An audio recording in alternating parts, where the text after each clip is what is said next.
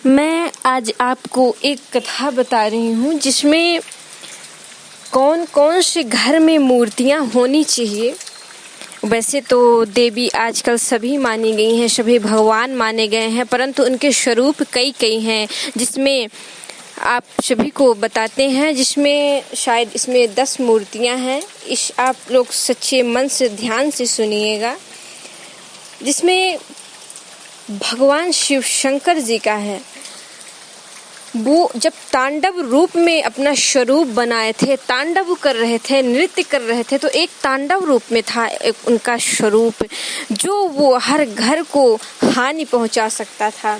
तो जो उनकी तांडव रूप में अगर अपने घर में मूर्ति रखा हो तो कृपया करके उस मूर्ति को ना रखते हुए एक भगवान शिव शंकर जी की एक सिंपल मूर्ति आप रख सकते हैं, क्योंकि उनके स्वरूप उन्हीं पर हैं सारे। और एक दुर्गा माता जी जो अपना काली स्वरूप बनाकर राक्षसों का संहार की थी, कालिका माता जी हैं, वो पूरे राक्षसों का वध करके उनका संहार की थी। वो क्योंकि पहले तो पूरे देवताओं को ही समाप्त करना चाहती थी, परंतु देवता अपने मन में विचार लाते हुए वो स्वयं साइड होकर सामने कालों को रख दिया, राक्षसों को रख दिया कि अब ये राक्षसों का ही पान करेंगी। मैं ये कथा सारी स्मरण है मुझे कि सच बात है, अगर वो राक्षसों का वध कर रही हैं, राक्षसों का पान कर रही हैं, तो वो एक सिंपल मनुष्य के घर में कैसा एक स्वभाव बना सकती हैं, कैसी एक शांति बना सकती हैं। आप देखते हैं, अगर एक घर में अगर मनुष्य भी अगर उत्तांड मचाए, तांडव मचाए, तो हर व्यक्ति को मचाना पड़ता है, क्योंकि अगर वो शांत नहीं रहा, उस पर अगर प्रहार करना है तो प्रहार तो उसे भी करना पड़ेगा। इसीलिए माँ दुर्गा ने एक काली का स्वरूप बनाकर और जो राक्षसों का वध की थी, तो उन्हें भगवान शिव जी के छाती पर पैर रख करके भगवान शिव जी स्वयं सामने आकर लेट गए थे अपने भगवानों की सुरक्षा करने के लिए। तभी माँ काली ने भगवान शंकर जी के, भोलेनाथ जी के सीने पर पैर रख दी थी। तभी से वो आज अपने गले पर देखते होंगे पूरे राक्षसों का वो सर पहनी रहती हैं और हाथ में भी सर ली रहती हैं, तो वो एक कालिका का रूप है। तो इस तरह की फ़ोटो ना रखें, सिंपल माता की फ़ोटो रख सकते हैं, क्योंकि उनमें भी सबका स्वरूप है, तो उसमें कोई गलती नहीं है। आप लोग अगर गलत समझ रहे हो तो खुद समझ जाएंगे इस कथा को सुनकर। आगे सुनते हैं। जिसमें 7 मूर्तियां हैं और तीसरी मूर्ति है शनि देव की, जो वो पूरे ब्रह्मांड के शनि देव को न्यायाधीश माना जाता है। शनि देव जी को स्वयं उनकी पत्नी के द्वारा ही श्रापित किया गया है। उनकी दृष्टि श्रापित है, उनकी पत्नी जी ने श्रापित किया है उनकी दृष्टि पर कि आपकी जिस पर दृष्टि पड़ेगी वो भस्म हो जाएगा। तो शायद ऐसा कहीं ना हो कि हैं तो भगवान, परंतु क्रोध पर आकर कहीं ऐसा ना हो कि उनकी आंख खुले तो आपकी दृष्टि अगर सामने रहे तो आप पर विनाशकारी प्रभाव पड़े। इसलिए शनि देव की इस तरह की मूर्ति ना रखते हुए एक सिंपल सी मूर्ति रखें। और चौथी क्या है, रखे भी हैं तो आप शनि मंदिर के उसमें जाकर शनि देव की वो मूर्ति को रख सकते हैं, कोई ये गलत बात नहीं है। और चौथी मूर्ति है भैरवनाथ की। भैरवनाथ जो हैं भगवान शिव जी के ही अवतार माने गए, और भैरव जी को तंत्र सम्राट कहा जाता है।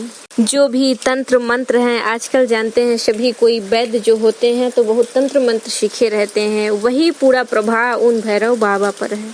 तो भैरवनाथ जी की पूजा करना कोई साधारण पूजा नहीं मानी जाती है, उनकी पूजा करना स्वयं एक तंत्र मंत्र से पूजा की जाती है। भैरवनाथ जी की पूजा वही कर सकते हैं जो तंत्र यात्रा में लीन हो, हम साधारण लोग उनकी पूजा कभी नहीं कर सकते हैं। 5वीं है लक्ष्मी जी की, क्योंकि अगर आपके घर में अगर लक्ष्मी जी की फोटो है परंतु रहे जिसमें आज लक्ष्मी जी बैठी हुई हों, खड़ी हुई लक्ष्मी जी की मूर्ति फोटो का विराजमान अपने घर पर ना करते हुए स्वयं लक्ष्मी मूर्ति मंदिर पर आप जाकर उन्हें विराजमान कर सकते हैं। क्योंकि अगर माता खड़ी हुई हैं तो आपके घर में कभी लक्ष्मी जी का वास हो ही नहीं सकता है, क्योंकि खड़ी हैं वो खड़े खड़े कहीं भी जा सकती हैं। अगर आप लोग भी खड़े रहोगे तो कहीं जा सकते हो, बैठे रहोगे तो बैठे ही रहोगे। और साथ में सरस्वती माता जी की और गणेश जी की बैठी हुई मूर्ति रख सकते हैं जिसमें बैठे हुए हों। तो ये मूर्ति अगर रखें तो तीनों लोगों की मूर्ति हमेशा बैठ कर ही रखें, जिसमें बैठी रहें। और इसके बाद आती है राहु की मूर्ति, जिसमें समुद्र मंथन के पश्चात भगवान विष्णु जी ने उन्हें समुद्र मंथन पर स्थापित किया था और उन्हीं के राहु के अपने सुदर्शन चक्र से 2 टुकड़े कर दिए थे। तो उन 2 टुकड़ों के नाम, एक का राहु दूसरा का केतु था। जो राहु नाम का वो था वो अमृत पान कर लिया था, इसलिए वो अमर हो गया था और इन्हें 9 राहु को 9 ग्रहों में इन्हें माना गया है और राहु और केतु को विध्वंसक माना गया है। तो आप राहु और केतु की फोटो ना ही रखें तो ज़्यादा ही अच्छा है। अगर आप 9 ग्रह यंत्र की स्थापना अगर की है, अगर उसके अंदर राहु और केतु की कोई भी बातें आती है तो उसका कोई दोष नहीं है। अकेले राहु और केतु की सामूहिक घर में पूजा स्थल पर नहीं होना चाहिए। 9 ग्रह आपके घर पर हो सकते हैं, परंतु अकेले राहु और केतु की फोटो नहीं स्थापित करनी है। तो जो भी मैंने आपको बताई हूँ उसका हमेशा ध्यान रखें। अगर हो मूर्ति तो उसी मंदिर पर जाकर, उसी देवी मंदिर पर जाकर विराजमान कर सकते हैं, इसमें आपका कोई दोष नहीं है। और अगर आपके घर पर मूर्तियां हैं भी, अगर शांतिपूर्वक मूर्तियां हैं और अगर डबल मूर्तियां हैं तो उस शायद उन पर भी मन मुटाव होने लगे, इसलिए जो भी मूर्तियां हैं वल्ली एक रखें तो ज़्यादा ही अच्छा है।